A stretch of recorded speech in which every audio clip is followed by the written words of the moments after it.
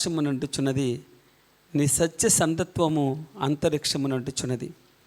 నీ నీతి దేవుని పర్వతములతో సమానము, నీ న్యాయవిధుల మహా అగాధములు. యెహోవా, నరులను జంతువులను రక్షించువాడవు నీవే. దేవా, నీ కృప ఎంతో అమూల్యమైనది. నరులు నీ రెక్కల నీడను ఆశ్రయించుచున్నారు. నీ మందిరం యొక్క సమృద్ధి వలన వారు సంతృప్తి నొందుచున్నారు. నీ ఆనంద ప్రవాహములోనిది నీవు వారికి త్రాగించుచున్నావు. నీ యొద్ద జీవపు ఊట కలదు. నీ వెలుగును పొందియే మేము వెలుగు చూచున్నాం.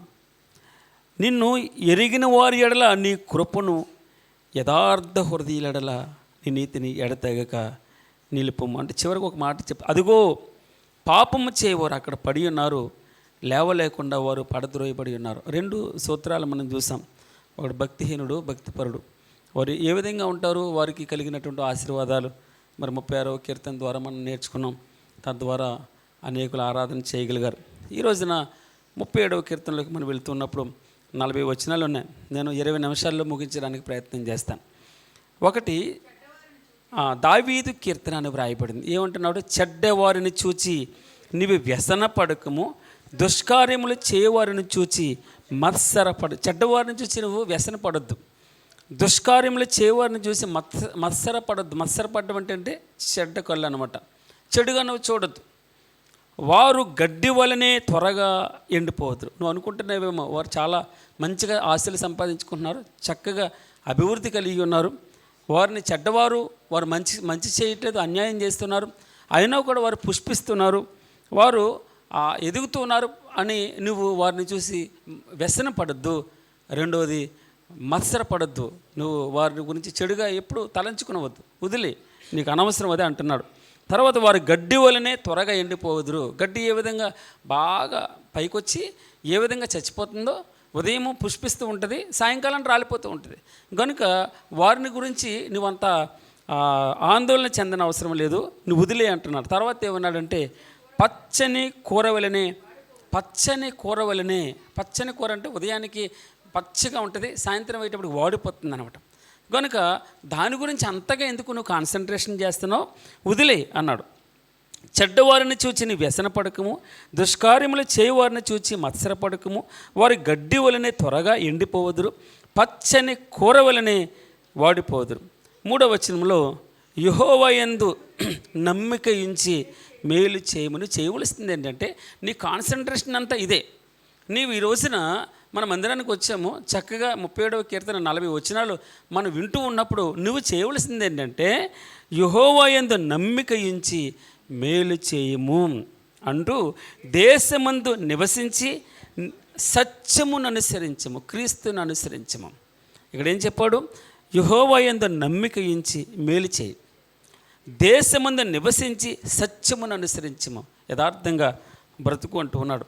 తర్వాత 4వ వచనంలో అన్నాడు, యెహోవాను బట్టి సంతోషించము, ఆయన నీ హృదయ వాంఛలను. చూడండి ఇక్కడ మాటలు, నీ మనసంతా ఏంటంటే ఎప్పుడు దీని గురించే, ఇప్పుడున్న ప్రస్తుత పరిస్థితి గురించే బాధపడుతున్నాం. నాకే ఎందుకు వచ్చింది, నేనే ఎందుకు అప్పుల పాలవుతున్నాను, నేనే ఎందుకు అనారోగ్యం పాలవుతున్నాను, నా ఇంట్లోని అసమాధానం, నా ఇంట్లోని అశాంతి ఏంటి, ఎందుకు తృప్తి లేని జీవితం నువ్వు అనుకుంటూ ఉంటే ప్రభు ఏం చెప్తున్నాడంటే, ఇతరులను చూస్తున్నావు, నువ్వు కంపేర్ చేసుకుంటున్నావు, నువ్వు కంపేర్ చేసుకుని వ్యసన పడుతున్నావు, నువ్వు కంపేర్ చేసుకుని మత్సరపడుతున్నావు. అదేంటి ప్రభా, వారు దినదినం ఎదిగిపోతున్నారు, కోటీశ్వరులు అయిపోతున్నారు, దినదినము చాలా ఆరోగ్యంగా కనపడుతున్నారు, వారు సంతోషంగా కనపడుతున్నారు, ఎప్పుడు వారి ఇంట్లో సంబరాలే ఉంటున్నాయి. ఇదేంటి ప్రభా, మా ఇల్లు ఏగలో ముసురుతూ ఉన్నాయి, అప్పుల పాలు అయిపోతున్నాను, అనారోగ్యంలో ఉన్నాను, ఇబ్బందులు ఉన్నాను, రోజు సమస్యే, ఇదేంటి ప్రభా అని ఎప్పుడు ఏనాడు కూడా నువ్వు వారిని చూసి వ్యసనపడొద్దు, వారిని చూసి మత్సరపడొద్దు అన్నాడు. ఇప్పుడు యెహోవా యందు నమ్మిక ఉంచి మేలు చేయి, దేశమందు నివసించి సత్యమే అనుసరించాలి, యథార్థంగా నువ్వు బ్రతకాలి అంటూ 4వ వచనంలో చెప్తాడు కదా. యెహోవాను బట్టి సంతోషించి, నీకు అర్థమవుతుంది ఆయన ఎంత ఆ మహద్భాగ్యమో. ఇశ్రాయేలు నీ భాగ్యము ఇశ్రాయేలు నీ భాగ్యం ఎంత గొప్పది అన్నాడు. ఏం చెప్పాడమ్మా? ఇశ్రాయేలు నీ భాగ్యం ఎంత గొప్పది అంటే, మీకు ఆలోచించేయండి, ఇశ్రాయేలు యాకోబు రేవు దగ్గర ఆ రేవు దాటుతూ ఉన్నప్పుడు ఒంటరిగా మిగిలిపోతాడు. చాలా ఆస్తి సంపాదించుకున్నాడు. చాలా ఆస్తి సంపాదించుకుని ఆయన కూడా ఒక లోటు ఉంది. ఆశీర్వాదం అనే లోటు, ఆశీర్వాదం లేదు అంటూ నీవు నన్ను ఆశీర్వదిస్తే తప్ప నిన్ను వెళ్ళని నేను పెనుగులాడుతున్నాడు. ఒక నరునితో పోట్లాడినట్టు ఆ రాత్రంతా పోట్లాడి గెలిచాడు.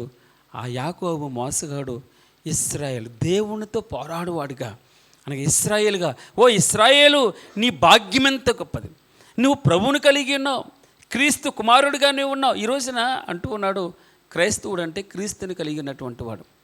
తను ఎందరంగీకరించితురు అనగా తన నామమునందు విశ్వాసం ఇచ్చిన వారు అందరికీ కూడా దేవుని పిల్లల అగుటకు, దేవుని కుమారులు అగుటకు ఆయన అధికారం అనుగ్రహించాడు. ప్రభువు చెప్తున్నాడు కదా, ఓ ఇశ్రాయేలు నీ భాగ్యం ఎంత గొప్పది. ఏం చెప్తున్నాడమ్మా? ఓ ఇశ్రాయేలు నీ భాగ్యం ఎంత గొప్పది, యెహోవాను బట్టి సంతోషించు, దేవుని బట్టి సంతోషించం. ఆయన మర్చిపోతున్నాం. ఆయన పక్కన చాలా ధైర్యం ఉంది, భరోసా ఉంది, అది మర్చిపోయాం. పై వాటి కోసం ప్రాకులాడుతున్నాం. పైన కార్లు చూస్తున్నాం, పైన బిల్డింగ్లు చూస్తున్నాం, బట్టలు చూస్తున్నాం, నగలు చూస్తున్నాం. ఈ భాగ్యాన్ని చిన్న వాటితో నువ్వు కంపేర్ చేసుకుంటూ ఉన్నాం. ప్రభు ఏం చెప్తున్నాడంటే, యెహోవాను బట్టి సంతోషించము, ఆయన నీ హృదయ వాంఛలను తీర్చను. తృప్తిగా ఉండాలి ప్రభువా. సమృద్ధి పైన మనం చూస్తాం, నీ మందిరము సమృద్ధి వలన, ఏం చెప్పాడమ్మా? నీ మందిరం యొక్క సమృద్ధి వలన వారు సంతృప్తి పొంది ఉన్నారు. సంతృప్తి, సాటిస్ఫికేషన్, ఇంతకంటే ఏం కావాలండి? చాలు అని అనగలగడం. అందుకే ఏం చెప్తారంటే, ఎవరన్నా అతిథులు పిలిచినప్పుడు భోజనం మంచిగా దగ్గరుండి పెడతారు. ఎందుకో తెలుసా? నిన్ను ఏ విధంగా సంతృప్తిపరచాలి? చాలు, ఇంకా చాలండి, ఇంక నేను తినలేనండి. ఆశీర్వాదం అంట, చాలు అని అనగలగడం ఆశీర్వాదకరం. ప్రభు చెప్తున్నాడు కదా, నీ మందిరం యొక్క సమృద్ధి వలన, నీ మందిరం యొక్క సమృద్ధి వలన వారు సంతృప్తి నొందుచున్నారు అంటూ, నీ ఆనంద ప్రవాహంలోనిది నీవు వారికి త్రాగించుచున్నావు ప్రభువా. నీ యొద్ద జీవపు ఊట కలదు. ఏం చెప్తున్నాడమ్మా? 36వ వచనం, 36వ అధ్యాయం 8వ వచనంలో 9, నీ యొద్ద జీవపు ఊట కలదు, నీ వెలుగును పొందియే మేము వెలుగు చూచుచున్న ప్రభా. నీ మందిరం యొక్క సమృద్ధి చాలు ప్రభా. నీ మందిరంలో సమృద్ధి మాకేమవుతుంది? సంతృప్తినిస్తుంది. సంతృప్తి సంతోషాన్ని ఇస్తుంది, సాటిస్ఫాక్షన్ ఇస్తుంది. ఎన్నున్నా లోటే, ఎంత డబ్బు ఇచ్చినా లోటే, నీకు ఎంత ఇంక్రిమెంట్ ఇచ్చినా లోటే, నువ్వు ఎంత ఉన్నత స్థితిలోకి వెళ్ళినా లోటే కనబడుతుంది. ఇంకా కావాలంటావు నువ్వు. కానీ ప్రభు చెప్తున్నాడు కదా, నీ మందిరం యొక్క సమృద్ధి వలన మేము సంతృప్తి పొందుతున్నాం ప్రభా. అందుకే యెహోవాను బట్టి సంతోషించము, యెహోవాను బట్టి సంతోషించము, ఆయన నీ హృదయ వాంఛలను, ఆయన నీ హృదయంలో అన్ని కోరికలు. అందుకే ఇంకొక మాట సబ్జెక్టు ఏం చెప్తున్నాడంటే, దేవుని చిత్తము అన్నాడు. ఆయన చిత్తానుసారంగా మీరు ఏమి అడిగినను అది మీకు అనుగ్రహింపబడను. ఆయన అందరికీ ధారాళంగా దయచేసేవాడు. ఆయన ఎవరిని త్రోసివేయక అందరికీ ధారాళంగా దయచేసే దేవుడు. అడుగువాడు సందేహింపక. ఏం చెప్తున్నాడమ్మా? అడుగువాడు సందేహింపగా. ఒకవేళ సందేహిస్తే గాలికి రాపిపడే సముద్రపు తరంగములను పోలియుందురు అన్నాడు. అందుకే అల్ప విశ్వాసి చెప్తున్నాడు, ఎందుకు సందేహపడితివి? నేను ఉన్నాను పక్కనే, నేను నీ పక్కనే ఉన్నాను, నీ నావలో ఉన్నాను, నీ ఇంట్లో ఉన్నాను, నీతో ఉన్నాను. అయినా కూడా మనకు ఒక్కొక్కసారి భయం వేస్తుంది, ఒక్కొక్కసారి లోటు అనిపిస్తూ ఉంటుంది. ప్రభు ఏం చెప్తున్నాడంటే, యెహోవాను బట్టి సంతోషించం, ఆయన నీ హృదయ వాంఛలను, నీ హృదయంలో ఉన్న అన్ని కోరికలు తీర్చబడతాయి. యెహోవాను బట్టి సంతోషించేవాడు ఇంకేం కోరికలు అడుగుతుంటాడు. అందుకే ఇక్కడ ఒక మాట చెప్తాను, 73వ కీర్తన 25వ వచనంలో, ఆకాశమందు ప్రభువా నీవు తప్ప నాకెవరున్నారు, నీవు నాకుండగా లోకములోనిది ఏది నక్కర్లేదు ప్రభా. వాడు అనారోగ్యం పాలయ్యాడు, నా హృదయం కృషించిపోయినా, నా శరీరం నలిగిపోయినా, ఎప్పుడూ తండ్రి నీవు నాకు నిత్యము ఆశ్రయ దుర్గంగా ఉన్నావు ప్రభువా అంటూ ఉన్నాడు. ఇక్కడ ఏం చెప్తాను? యెహోవాను బట్టి సంతోషించము, ఆయన నీ హృదయ వాంఛలను తీర్చను, నీ హృదయంలో అన్ని కోరికలు తీర్చేటటువంటి దేవుడు. తర్వాత నీ మార్గమును యెహోవాకు అప్పగించి. ఏం చెప్తున్నాడమ్మా? నీ మార్గమును యెహోవాకు అప్పగించి చాలు. ఆయనకి చెప్పే, ఓ ఉదయాన్నే అందుకే మేము డ్యూటీలకు వెళ్ళేటప్పుడు ఆయనకి చెప్పేసి వెళ్ళిపోతాం. అదే ప్లేస్లో అదే సమయాన్ని కంపల్సరీ మోకరించి, ప్రభా నేను డ్యూటీకి వెళ్తున్నాను తండ్రి, నాకు సహాయం చేయి ప్రభా. నాయన రోడ్ల మీద చక్రాల మీద తిరుగుతున్నాను ప్రభా, చక్రాల మీద వెళ్తున్నాం, ఎన్నెన్ని మా ముందర వస్తాయి, ఎన్ని వాహనాలు వస్తాయి, ఎన్ని వాహనాలు దాటుకుంటే వెళ్ళాలో, క్రాస్ అయ్యి వెళ్ళాలో ప్రభా, మీరు మాకు తోడుగా ఉన్నాను తండ్రి. చిన్న ప్రాణాలు ప్రభామయ్య, ఉప్పు అంటే ఎగిరిపోతాయి, నువ్వు కాపుదల ఈ తండ్రి, నీకు క్షేమం మాకు అనుగ్రహించాలి ప్రభా. ఆయనకు అప్పచెప్పే ఏం చెప్తున్నాడు, నీ మార్గమును యెహోవాకు అప్పగింపము, నీవు ఆయన నమ్ముకొనము, ఆయన నీ కార్యము నెరవేర్చును. చాలాసార్లు మనం చేతగాని వారం అవుతాం. ఒక మాట చెప్తూ ఉంటాడు, శ్రమ దినం ముందు నువ్వు కృంగిన ఎడల నువ్వు చేతగాని వాడవుతావు. అప్పుడప్పుడు మనం చేతగాని వారుగానే ఉంటాం. ప్రభు ఏం చెప్తున్నాడంటే, ఆయన నీ మార్గమును యెహోవాకు అప్పగించము, నీవు ఆయన నమ్ముకొనము, ఆయన నీ కార్యము ఆయన చూసుకుంటాడు. అంతే కదమ్మా, నువ్వు ఆయనకు చెప్పు, ప్రార్థన చేయి. అవునా, గాల్లో దీపమట్టమన్నాడు, అదే చెప్తున్నాడు ఇక్కడ. నువ్వు ఆయనకు అప్పచెప్పే, నీ ప్రయత్నం చేయి, ఆయనకు అప్పచెప్పు. ఆయనకు అప్పచెప్పేస్తే ఆయన నీ కార్యము నెరవేరుస్తాడు. ఆయనే నెరవేరుస్తాడు. ఎవరు నెరవేర్చాలి? ప్రభువు నెరవేరుస్తాడు. అందుకే మన కార్యాలన్నీ కూడా ఆయనకు అప్పచెప్పమంటారు. ఆయన వెలుగు వలె నీ నీతిని, మధ్యాహ్నము వలె నీ నిర్దోషత్వమును వెల్లడిపరచును. యెహోవా ఎదుట మౌనముగా నుండి ఆయన కొరకు కనిపెట్టుకో. ప్రార్థన చేసి, ప్రభువా నువ్వు ఎప్పుడు వస్తావు తండ్రి, నువ్వు రావాలయ్యా, నా వల్ల కాదు, ఒక్కరిని వెళ్ళను, నువ్వు రాకపోతే, నీ సన్నిధి రాకపోతే, మోషే అంటూ ఉన్నాడు, నీ సన్నిధి రాకపోతే మేము వెళ్ళం ప్రభువా, మాకు జయం కలగదు, నీవు ఉండాలి, మాకు జయం రావాలి, నీ ఉంటే మాకు జయం. ఏమన్నాడమ్మా, హోసన్నా అంటూ ఉన్నాడు. అంటే ప్రభువు నాకు జయం, నువ్వు ఉంటే తండ్రి నువ్వు రావాలి, మాకు కూడా ఉండాలి. అందుకే మనుషులు కాదండి, నువ్వు విశ్వాసులు కాదు, చర్చిని నమ్ముకోవద్దు, ప్రభువుని నమ్ముకో, యెహోవాను నమ్ముకోండి, యేసయ్యను నమ్ముకోండి. ప్రభు ఏం చెప్తున్నాడంటే, యెహోవా ఎదుట మౌనముగా నుండి ఆయన కొరకు కనిపెట్టుకొనుము, తన మార్గమును వర్ధిల్లు అని చూచి వ్యసన పడకము, దురాలోచనలు నెరవేర్చుకుని వాడిని చూచి మరలా చెప్తున్నాడు, నీ వ్యసన పడొద్దు, మత్సర పడొద్దు, వారు ఎదుగుతున్నారు, వీరే ఎదుగుతున్నారు, పక్క వాళ్ళతో కంపేర్ చేసుకోవద్దు. తర్వాత నువ్వు ఇవన్నీ వస్తే అట ఏం చెప్తున్నాడంటే, పరిశుద్ధాత్మ దేవుడు కోపం వస్తుందట. అందుకే కోపము మనము, ఆగ్రహము విడిచిపెట్టము, వ్యసన పడకము, అది కీడుకే కారణం. అది షుగర్ ఇంకా ఇంక్రీజ్ అవుతుంది, అది బీపీ ఇంకా ఇంక్రీజ్ చేస్తుంది. ఏం చెప్తున్నాడు, కోపం మానేయి, ఆగ్రహం విడిచిపెట్టు, వ్యసన పడద్దు, అది కీడుకే కారణం. కీడు చేయువారు నిర్మూలమగుదురు, యెహోవా కొరకు కనిపెట్టువారు దేశమును స్వతంత్రించుకుంది. నేను పెద్ద ఎక్స్ప్లెనేషన్ చేయక్కర్లేదు. నువ్వేం చేయాలి, యెహోవా కొరకు కనిపెట్టుకుని వారు దేశమును స్వతంత్రించుకొని పూర్తిగా మనం డిపెండ్ అవ్వాలి.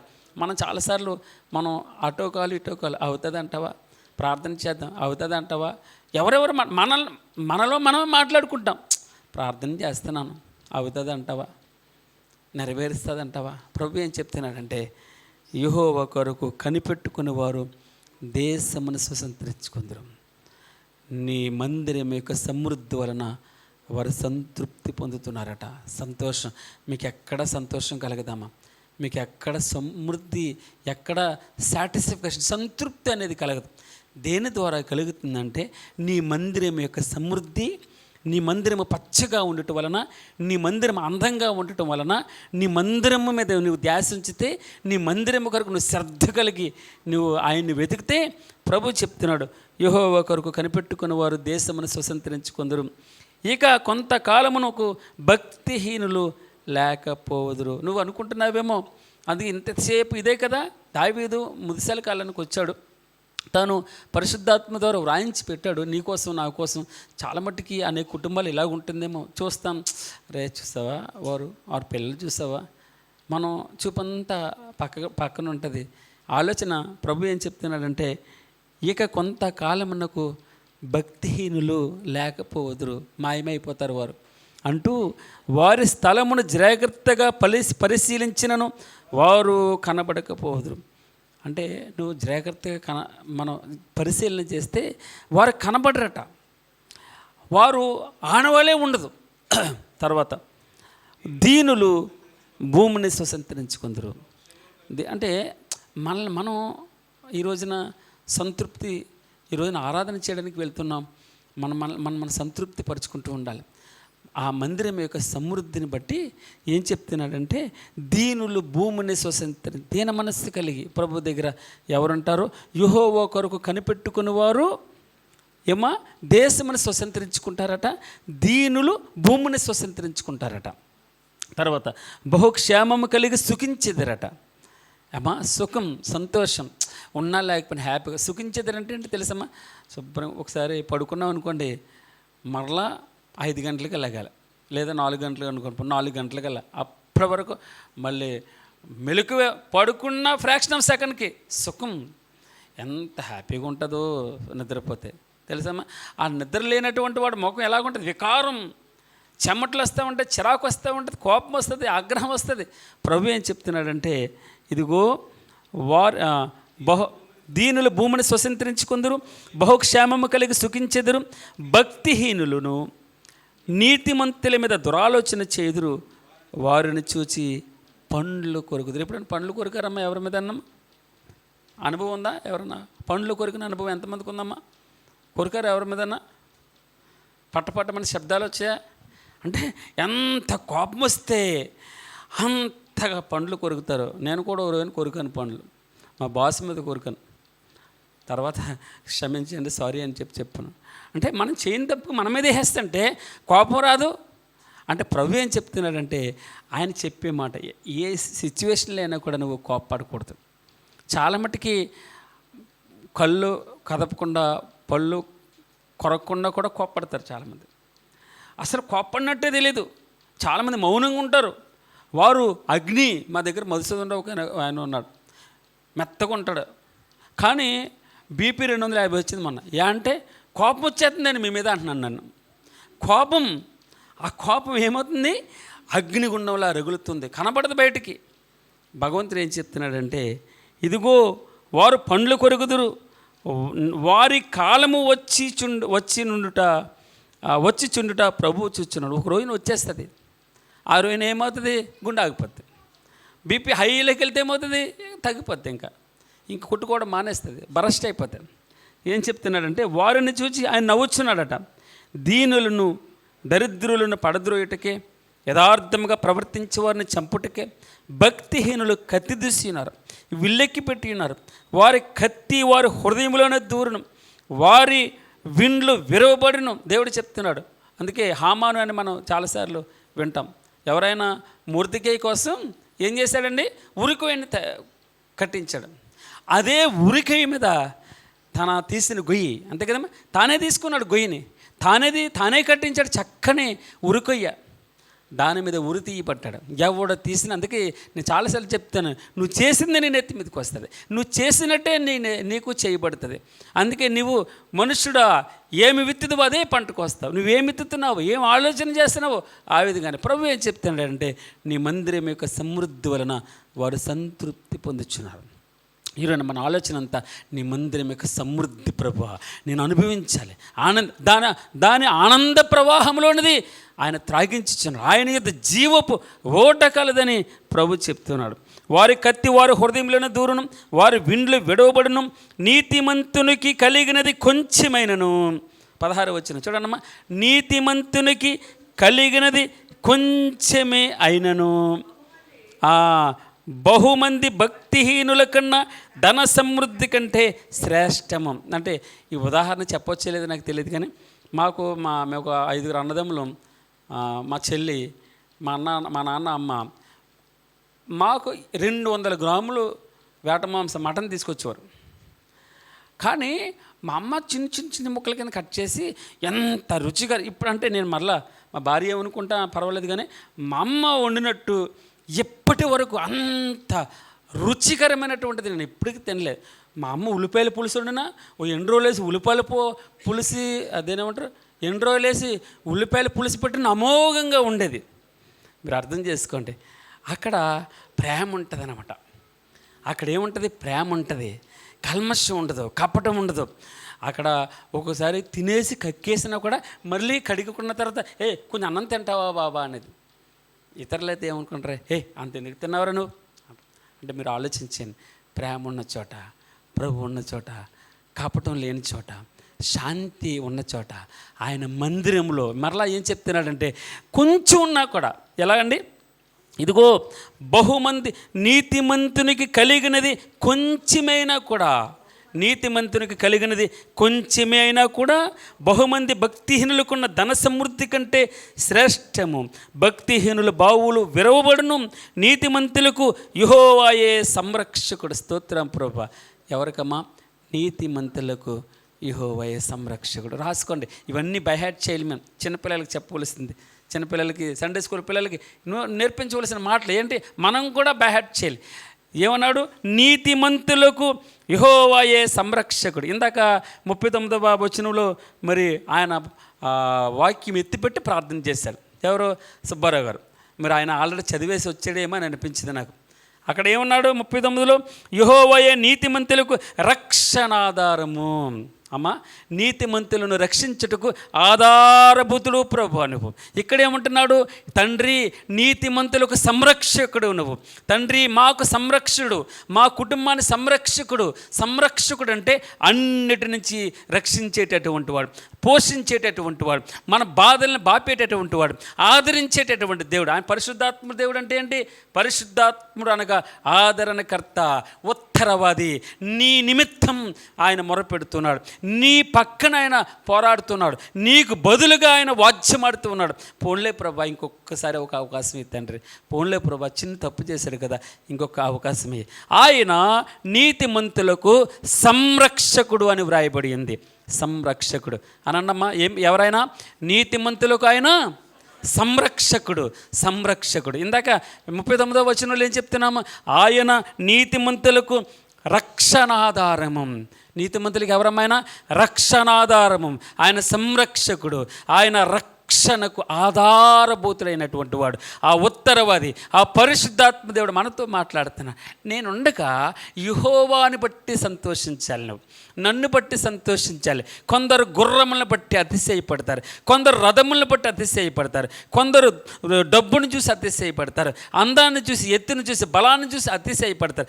మనమైతే మన దేవుడైన యెహోవా నామమును బట్టి అతిశయపడతాము, యెహోవాని బట్టి సంతోషించము అంటున్నాడు ప్రభువారు. ఎంత మంచి మాట అండి. ఉదయకాల సమయంలో నేను చెప్పడానికి చాలా సంతోషంగా ఉంది. మీరు వినేటటువంటి వారు టైం అయిపోతుందేమో, ఎప్పుడు వెళ్ళిపోదామని అనుకోకండి.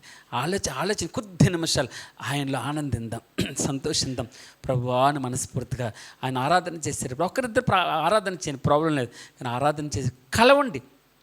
వారు మనసులతో కలిసి, తండ్రి నీకు మనస్ఫూర్తిగా సంరక్షకుడు, తండ్రి మా సంరక్షకుడు, మా రక్షణకు ఆధారం పలకండి, మనసారా పలకండి, ప్రభువుని స్తుతించండి. తప్పకుండా ఆయన అన్నాడు కదా, ఆయనే చూసుకుంటాడు. నీ మార్గములన్నీ యెహోవాకు అప్పచెప్పు. తప్పకుండా చిన్న మన వల్ల కానిటువంటివి కూడా మనం సుసాధ్యం అంటే సాధ్యం కానివన్నీ కూడా సుసాధ్యం. చాలాసార్లు నీకు చెప్పడానికి ఇష్టపడుతున్నాను. శూరుడా, ఏం చెప్తున్నాడమ్మా? శూరుడా, మహాదేవ, నీ అధిక బలము చేతను, చాచిన బాహువు చేతను నీవు భూమి ఆకాశములను సృజించితివి ప్రభువా, నీకు అసాధ్యమనేది ఏది లేదు. 27లో ఏం చెప్తాడు? నీవు సర్వశరీరులకు దేవుడు తండ్రి, నేను యెహోవాను, సర్వశరీరులకు దేవుడును, నాకు అసాధ్యమైనదేదైనా గలదా అంటున్నాడు ప్రభువారు. ఆయన సంరక్షకుడిగా మన మధ్యలో ఉన్నాడు. తర్వాత నిర్దోషుల చర్యలను యెహోవా గుర్తించుచున్నాడు. ఎవరు గుర్తించినా గుర్తించకపోయినా, ఎవరు రికగ్నైజ్ చేసినా రికగ్నైజ్ చేయకపోయినా ప్రభు చెప్తున్నాడు కదా, నీతిమంతుల చర్యలను యెహోవా గుర్తించుచున్నాడు. వారి శ్వాసము సదాకాలం నిలుచును, ఆపత్కాలమందు వారు సిగ్గునందరు, కరువు దినములలో వారు తృప్తి పొందుతారు. కరువు దినాల్లో డబ్బు లేనప్పుడు, ఇంట్లో దాన్ని ఏమంటారు, బియ్యం లేనప్పుడు, కాయగూరలు లేనప్పుడు, కరువు దినాల్లో వారు తృప్తి పొందుతారట. ఎట్లా? నీ మందిరము సమృద్ధి సంతృప్తినిస్తుందట, సంతోషాన్ని ఇస్తుందట. ఆయన అన్నాడు, ఆయన శ్రీమంతుడు. ఆయన పేరేం పేరమ్మా? శ్రీమంతుడు, రాజులకు రాజు, ప్రభువులకు ప్రభువు, సకల యుగములలో రాజయ్యుండి, కరువులో కూడా రాజు, అయినా బాధలో కూడా రాజు. నా దేవుడు అన్ని సమస్యల కంటే గొప్పవాడు, అన్ని అంటే నా బాధల కంటే గొప్పవాడు, ఆయన ఈ తుఫాను కంటే గొప్పవాడు. ఎందుకు అల్ప విశ్వాసులారా ఎందుకు సందేహించుచున్నారు అన్నాడు ప్రభువారు. ప్రభా నశించిపోచున్నాం, నీకు చింత లేదా అన్నారు. ఏమన్నారమ్మా? ప్రభా నశించిపోచున్నాం, నీకు చింత లేదంటే ప్రభు అంటూ ఉన్నాడు కదా, అల్ప విశ్వాసులారా ఎందుకు సందేహపడుతున్నారు. ఆయన గాలిని గద్దించాడు, ఆయన సముద్రాన్ని పొంగిని అన్నీ విన్నాయి. అప్పుడు ఈయన ఎట్టివాడో అంటూ ఉన్నారు. అరే గాలి ఈయన మాట వింటుంది, సముద్రం ఈయన ఎట్టివాడో. ఒక పాట ఉంటుంది, నాకు అది రావట్లేదు, కానీ ఆయన బలవంతుడు. బాలుడు కాదమ్ము బలవంతుడు యేసు. ఏం పాట అమ్మది? బాలుడు కాదమ్ము బలవంతుడు యేసు. ఎట్టివాడో మనకు అర్థం కావాలి. నా దేవుడు పక్కన ఉన్నాడు. ఇదిగో వారికంటే నువ్వు వ్యసన పడుతున్నావు, మత్సర పడుతున్నావు, వారు చిగురిస్తూ ఉన్నారు, నువ్వు చిగురిస్తూ ఉంటే, వారు ఫలిస్తూ ఉంటే, వారు మేడల మిద్దెలు పెద్దగా అవుతూ ఉంటే, వారు బిడ్డలు చక్కగా ఉంటూ ఉంటే, నీ కళ్ళు చెట్ట కళ్ళు కిందకు ఉన్నాయి, పచ్చగా ఉన్నాయి నీ కళ్ళు. దాని అర్థం అదే కదమ్మా. మత్సరపడుతున్నాయి, మత్సరపడకు, కోప్పడొద్దు, నువ్వు మామూలుగా ఉండు, యెహోవాను నమ్ముకో. జస్ట్ ఆయనకు అప్పచెప్పే, నీకు అసలు నువ్వు ఊహించిన దానికంటేను, అడుగు వాటన్నిటికంటేను ఆయనకు అత్యధికముగా నీకు ఈగల సామర్థ్యం గలవాడు, ఆయన శక్తి గల దేవుడు. అందుకే మొన్న మరి ఎవరు మా సుశీలమ్మ గారు 7-8 సార్లు నాతో మాట్లాడినప్పుడు ఆయన సర్వశక్తిమంతుడు, ఆయన సర్వశక్తిమంతుడు. మరియమ్మతో చెప్తున్నాడు ప్రభువారు. మరియమ్మ ప్రవచనం ఎత్తి పరిశుద్ధాత్మతో చెప్తుంది, ఆయన సర్వశక్తిమంతుడిని. లోకాసు వార్త 2వ అధ్యాయం ఆ వాక్యం మేము మరి మా గత సోమవారం మేము చూసాం. ఆయన సర్వశక్తిమంతుడు అంటే శక్తిమంతుడు అంటేనే గొప్పది, సర్వశక్తిమంతుడు. హల్లెలూయా. సర్వశక్తిమంతుడు, ఆయన సంరక్షకుడు, ఆయన రక్షణకు ఆధారమైనటువంటి వాడు. ఆయన పేరు యేసు అనగా రక్షకుడు అని అర్థం. యేసు అనగా ఎవరమ్మా? రక్షకుడు అని అర్థం. నూరార పలకండి, యేసు అనగా రక్షకుడు అని అర్థం. నా సమస్యలన్నిటి నుంచి నా ఇంటిని రక్షించేటటువంటి వాడు, నా కుటుంబాన్ని రక్షించేటటువంటి వాడు, నన్ను రక్షించేటటువంటి వాడు, నా కాపుదల. అందుకే నీ మార్గంలోనూ ఆయనకు అప్పచెప్పు. ఏం చెప్తున్నాడమ్మా? నీ మార్గంలోనూ ఆయనకు అప్పచెప్పుకో, ఆయన నమ్ముకో, ఆయన నీ కార్యము నెరవేర్చునని వ్రాయబడి ఉంది. తర్వాత ముగిస్తాను త్వరగా. భక్తిహీనులు నశించిపోదురు, యెహోవా విరోధులు మేత భూముల సొగసును పోలియుందురు, అది కనబడకపోనట్లు వారు పొగవలే కనబడకపోదురు. భక్తిహీనులు అప్పు చేసి తీర్చకయుందురు, నీతిమంతులు దాక్షిణ్యము కలిగి ధర్మమెత్తురు. యెహోవా ఆశీర్వాదము నొందిన వారు భూమిని స్వతంత్రించుకుందురు. ఇక్కడ 3 సార్లు మనం చూసాం. ఒకరేమో యెహోవా కొరకు కనిపెట్టుకున్న వారు దేశమును స్వతంత్రించుకుంటారని, దీనులు భూమిని స్వతంత్రించుకుంటారని. ఇక్కడే ఉన్నది యెహోవా ఆశీర్వాదము నొందిన వారు భూమిని స్వతంత్రించుకుందురు. అందుకే అరువైన యాకోబు ఏం చెప్తున్నాడు? యాకోబు ప్రార్థన చేసి, నీ ఆశీర్వాదం కావాలి, నీ ఆశీర్వాదం ఉంటే నేను ఇశ్రాయేలుగా మారుతాను. ఈ రోజున ఇశ్రాయేల్ని ముట్టుకునేవాడు ఎవడన్నా ఉన్నాడండి? ఇశ్రాయేల్ని టచ్ చేయగలిగేవాడు ఎవడన్నా ఉన్నాడా?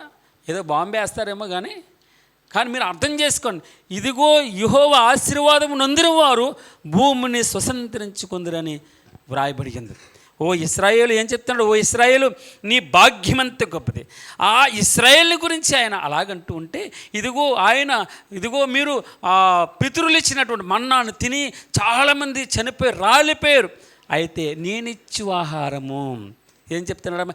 నేనిచ్చు ఈ రక్తం, ఈ శరీరం, నా రక్తము నా శరీరం త్రాగిన వాడు ఎల్లప్పుడూ నిరంతరము జీవించేవాడుగా ఉంటాడని ప్రభు సెలవిస్తారు. చాలామంది కొంచెం కఠినంగా అనిపించినాయి వారికి మాటలు, కానీ ఈరోజున ప్రభు నీతో నాతో మాట్లాడుతున్నాడు కదా. ఆ మందిరం యొక్క సమృద్ధి వలన నువ్వు సంతృప్తి పొందుతావు. మన పిల్లల్ని, మన బిడ్డల్ని, మన బిడ్డల భవిష్యత్తుని, మన భవిష్యత్తుని, మన కుటుంబీకుల భవిష్యత్తుని ఆయన చేతికి అప్పచెప్పు. ఆయనే నీ కార్యమును నెరవేర్చునని అందుకే విశ్వాసం ఉంచాలి. విశ్వాసం నమ్మితే ఇది ఈ బండను తీసుకెళ్ళి అక్కడ పడేయమంటే ఆ కొండెల్లి సముద్రంలో పడవేయబడుతుందట, పికిలింపబడుతుందట. ఇంకేం చెప్తున్నాడంటే, ఇదిగో యెహోవా ఆశీర్వాదము నొందిన వారు భూమిని స్వతంత్రించుకొందురు, ఆయన శపించిన వారు నిర్మూలమగుదురు. ఒకని నడత యెహోవా చేతనే స్థిరపరచబడును. ఒకని నడత, ఒకని ప్రవర్తన సరిగా ఉండాలన్నా సరిగా లేకపోవాలన్నా ప్రభుకి చెప్పాలి మనం. అది మన పిల్లల్ని మనం కూడా మనం కూడా పెద్ద నిలబడ్డామని కాదు చెప్పి, ఎవడన్నా నిలబడ్డాడని అనుకుంటే వాడు పడిపోకుండా చూసుకోవాలని వాక్యం చెప్తుంది. కనుక ఈ రోజున ఆ ఒకని నడత యెహోవా వలననే స్థిరపరచబడును. మన పిల్లల్ని, మన కుటుంబాన్ని ఆయన చేతులకు అప్పచెప్పాలి. ప్రార్థన చేశారు, ప్రభా నా బిడ్డల్ని నువ్వు పట్టుకో తండ్రి, నువ్వు పట్టుకుంటే విడిచిపెట్టావు, ఒకవేళ నేను పట్టుకుంటే, మేము పట్టుకుంటే విడిచిపెట్టేస్తాం. కొన్నిసార్లు పక్కకి వెళ్ళిపోతాం. మా బలం మీద, మా ధైర్యం, మా యొక్క ధనాన్ని బట్టి, మా ఉద్యోగాలను బట్టి విడిచిపెట్టేస్తావు. నేను ప్రభా నువ్వు మమ్మల్ని పట్టుకో తండ్రి. నువ్వు పట్టుకుంటే ఏం చెప్తున్నాడంటే, ఇంకా ఆయన శపించిన వారు నిర్మూలమగుదురు, ఒకని నడత యెహోవా చేతనే స్థిరపరచబడును, వాని ప్రవర్తన చూచి ఆయన ఆనందించిన. ఎంత మంచి మాట అండి మన బిడ్డల ప్రవర్తన చూసి. అందుకే ఒక మాట ఎప్పుడు మీకు చెప్తూ ఉంటాను, 3 యోహాను పత్రికలు ఏమనుందంటే, నా పిల్లలు సత్యమును అనుసరించి నడుచుకొనుచున్నారని వినుటి కంటే నాకు ఎక్కువైన సంతోషం ఇంకా లేదు. మనం పిల్లల్ని ఎవరైనా పొగుడుతున్నారు అనుకోండి, మా స్కూల్లో, మా ఊరు అనమాట, మా ఊరిలో 2 అమ్మాయిలకి 595 మార్కులు వచ్చినాయి, అంటే స్టేట్ సెకండ్ వచ్చింది. వారికి మొత్తం ఊరేగించారు 3 రోజుల క్రితం. కలెక్టర్ వచ్చాడు, ఎంపీలు వచ్చారు, ఎమ్మెల్యేలు వచ్చారు. వారి తల్లిదండ్రులు ఎంత పొంగిపోతున్నారో. సుమారు 15 మందికి 590 పైన మార్కులు వచ్చినాయి. 39 మంది పాస్ అయితే 30 మందికి ఫస్ట్ క్లాసులు వచ్చినాయి. భలే సంతోషం అనిపించింది. నేను చదివిన స్కూలు మా ఇంటి పక్కనే ఉంటుంది. మీరు ఆలోచించండి, మన పిల్లల్ని ఇతరులు చూసి సంతోషిస్తే ఎంత ఆనందపడిపోతా. వారు ఉబ్బు తబ్బి అయిపోతున్నారు, నాకు తెలుసు వారు. అంటే నేనేం చెప్తున్నానంటే, ప్రభు చెప్తున్నాడు కదా, ఇదిగో నా పిల్లలు సత్యమును అనగా క్రీస్తును అనుసరించి సత్యముగా ఒకని ప్రవర్తన యెహోవా వలననే స్థిరపరచబడుతుంది. ఆ ప్రవర్తన చూసంట యెహోవా ఆనందించువాడని వ్రాయబడింది. మనం కూడా ఆనందిస్తాం. ఇదిగో నా పిల్లలు సత్యమును అనుసరించి నడుచుకొనుచున్నారని వినుటి కంటే ఎక్కువైన సంతోషం నాకు లేదు అని భక్తుడు చెప్తున్నాడు. ఇప్పుడు ఆలోచించండి, మన పిల్లలు ప్రభు చేతిలో ఉండాలి, ఆయన చెప్పినట్టు. లేకపోతే బయట ఎలాగుందో మీకు తెలుసు, వాతావరణాలు ఎన్ని ఇబ్బందికర పరిస్థితులు ఉన్నాయి. అందుకే మన బిడ్డలు ఎప్పుడు కూడా ప్రభు చేతిలో ఉండాలని మనం ప్రార్థన చేయాలి. తర్వాత ముగిస్తున్నాను. తర్వాత 24, యెహోవా అతని చెయ్యి పట్టుకొని ఉన్నాడు కనుక అతడు నేలను పడినను లేవలేక ఉన్నాడు. ఎంత మంచి మాట అండి అమ్మ. యెహోవా అతని చెయ్యి పట్టుకొని ఉన్నాడు కనుక అతడు నేలను పడినను. కొన్నిసార్లు పడిపోతాం. తల్లిదండ్రులు చెయ్యి పట్టుకుని తీసుకువెళ్తుంటే దాన్ని ఎత్తి తగిలి పడిపోతాడు చిన్నపిల్లవాడు. అయినా కూడా తండ్రి తన కుమారుని చెయ్యి పట్టుకొని ఉన్నాడు గనుక పడిపోయినా కూడా లేవలేక ఉండలేడు. మనం ఎప్పుడు కూడా తండ్రి చేతులు మన ప్రార్థన. నాకు పాస్టర్ గారు చెప్పేవాడు, మా కోడలు ప్రార్థన చేసినప్పుడు విన్నానే, నేను చాలాసార్లు చెప్పినట్టు అన్నారు, మీకు తెలిసే తెలియదు. వాళ్ళ పెద్ద కోళ్ళు ప్రార్థన చేస్తుంటే విన్నాడట. ఏమని? ప్రభువా నా చేయి నువ్వు పట్టుకోవాలి, నా చేయి నువ్వు పట్టుకుంటే గట్టిగా పట్టుకుంటావు ప్రభా. ఒకవేళ నేను నీ చేయి పట్టుకుంటే కొన్నిసార్లు విడిచిపెట్టేసి తర్వాత వస్తానులే ప్రభా, తర్వాత ప్రార్థన చేస్తానులే తండ్రి, కాసేపు పడుకొని ప్రభా, తర్వాత వాక్యం చదువుతానని పక్కకి వెళ్ళిపోతామేమో. కొన్నిసార్లు ఆ నియామక కూడికలకి తప్పిపోతామేమో. నువ్వు నా చేయి పట్టుకుంటే లాక్కుని వచ్చేస్తావు ప్రభా. మంచి మరి అటు వెళ్ళొద్దు అని లాక్కొచ్చేస్తా, సరి అయిన మార్గంలోకి నడిపిస్తా.